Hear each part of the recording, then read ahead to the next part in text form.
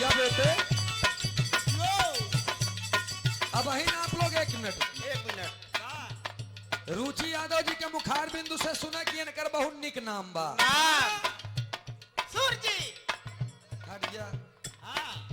सूरज।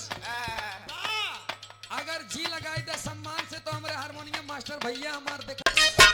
पद्मावती से भैली करण के शादी बाबूजी आई हो शादी बाबूजी दासी वाली जिंदगी छुट्टी मिली आजादी बाबूजी पद्मावती से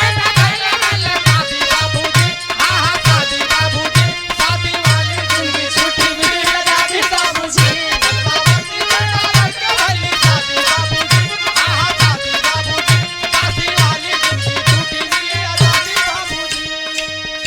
पद्मावती से भैली कर्ण के शादी बाबूजी अदासी वाली जिनकी छुट्टी मिली आजादी बाबूजी। ये याद कि केकर समय कब बदल जाई कुछ नहीं पता बा।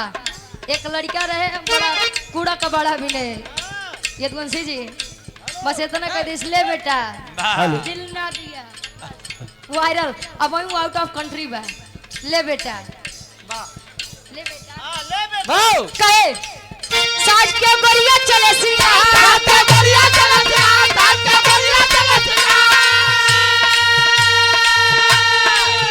पत्नी पत्नी के अभिप्राय पत्नी के अभिप्राय पत्नी पत्नी के अभिप्राय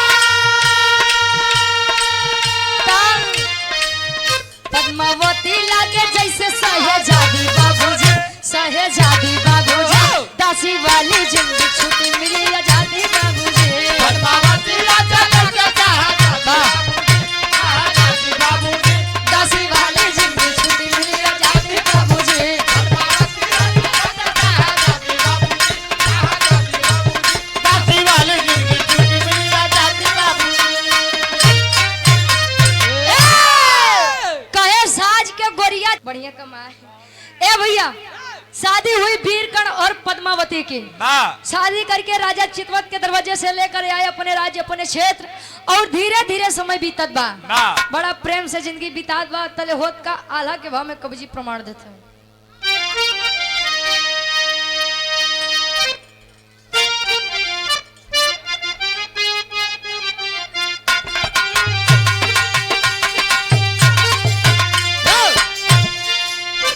खुशी खुशी दिनवा बीतावे दोनों लोगावा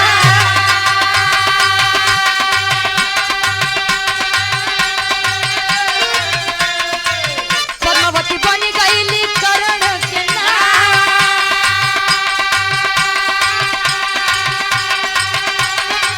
कुछ दिन बीता पैदा भइले एक ललना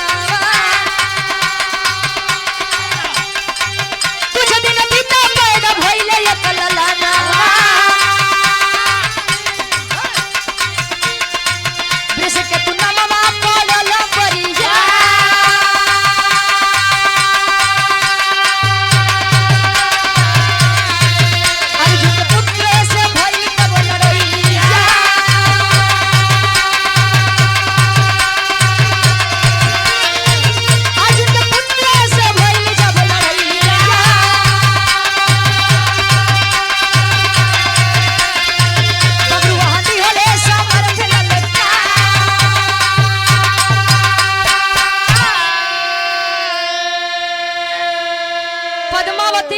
और कर्ण की जिंदगी बड़ी खुशी से बीत रही है बड़े खूबसूरत पल बीत रहे हैं और दोनों के संयोग से दोनों के मिलन से एक बच्चे का जन्म होता है जिसका नाम वृषकेतु बताया गया वो है वृषकेतु गुरुजी वो वृषकेतु अरे बताओ तो वृषकेतु ना यार वृषकेतु इसे लोग वृषसेन भी कहते थे अर्जुन का पुत्र बब्रुवाहन अश्वमेघ जब यज्ञ रचा हुआ है गुरुजी तब एक तरफ अर्जुन का बेटा बब्रुवाहन है और एक तरफ कर्ण का बेटा वृषकेतु है और कर्ण थे कौन अर्जुन के ज्येष्ठ भाई थे पांडव पुत्र वो भी थे लेकिन कुंती माई नाई बताई केहू के अतले होत का खड़ी के भाव में कवि जी लिखा था इनका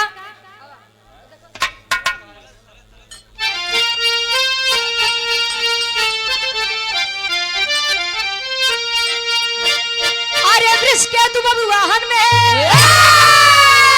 अब लड़ाई भइले तब वृषकेतु बब्रुवाहन में अब लड़ाई भइले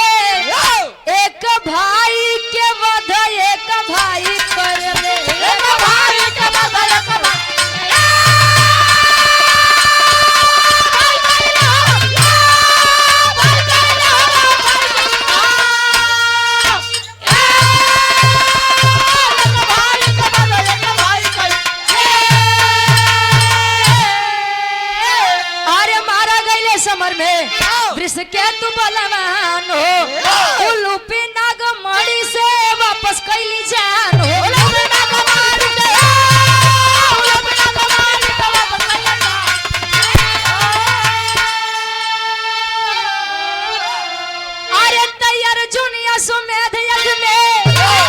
अब धोखा पहिले अरे तो अर्जुन अश्वमेध यज्ञ में अब धोखा पहिले एक भाई के वध एक भाई कई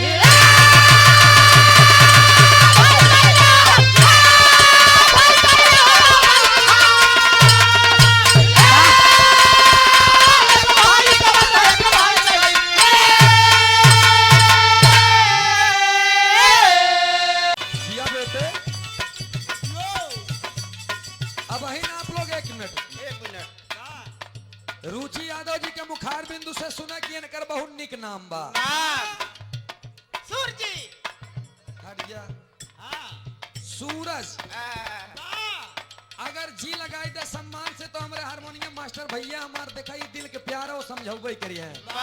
वो सही बताएं सूरज स्पेस दे के जी तो सूरज जी तो एक हाथ ये नहीं गलत भाई सूरजी जल्दी से बोल दे बस सूरजी इलाहाबाद में आए के लूली से लूली ए रुचि लूली से आई है प्रयागराज लूली ना है शुद्ध नाम भाई शुद्ध नाम लूली ना है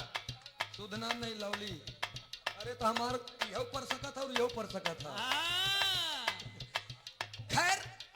हमार नाम सूरज बा तो सूरज जी से सूरजी हो गया हम इनकर नाम ना बिगाड़ अब जानता कहे कि आज इलाहाबाद में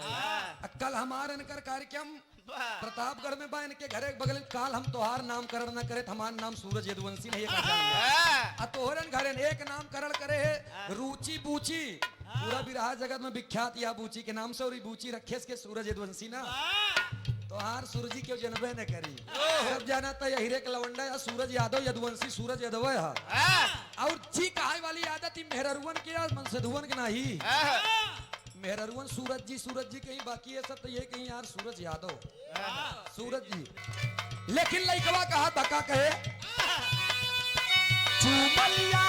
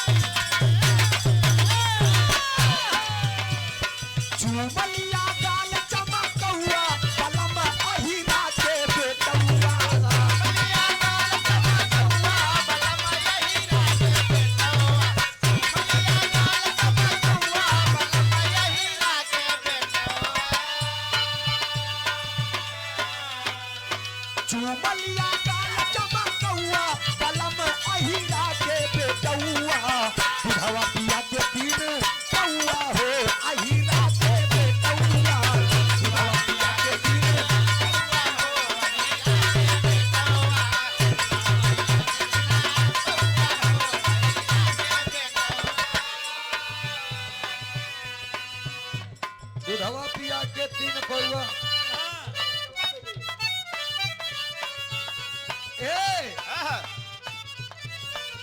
आंख में जो आंसू है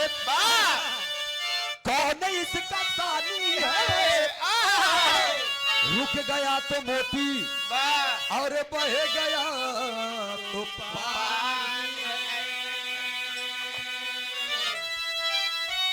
माथे पे बिदिया और आंख में है काजल गोरी तेरे याद में वाह गौहरपुर में सूरज यादव हो गए हैं पागल बारे तुरंती कभी हमारी बात करते हैं बेनी भैया तो हम तो वार करते हैं ये नहीं कि हम वार नहीं करते करते हैं हम तो वार करते हैं पर्दे की ओर में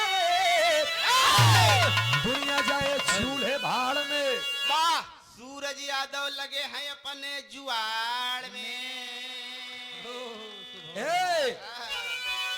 हमको भी सबके सिखाने आते हैं लेकिन लड़का का बोले हम जाता हमको भी